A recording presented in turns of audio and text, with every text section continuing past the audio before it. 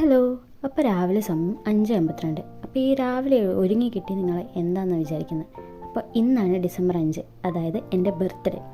അപ്പോൾ നമ്മൾ രാവിലെ തന്നെ പള്ളിയിൽ പോകാൻ തുടങ്ങുകയാണ് കേട്ടോ.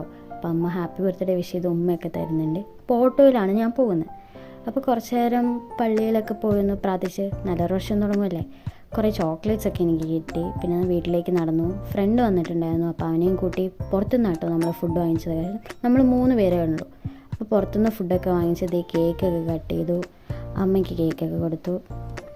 ചെറിയ ആഘോഷമാണെങ്കിലും നമ്മൾ ഭയങ്കര ഹാപ്പിയാണ് കേട്ടോ. അപ്പോൾ അതിന് ശേഷം അച്ഛൻ ഇവിടെ ഇല്ല. അച്ഛൻ ബാംഗ്ലൂരാണ്.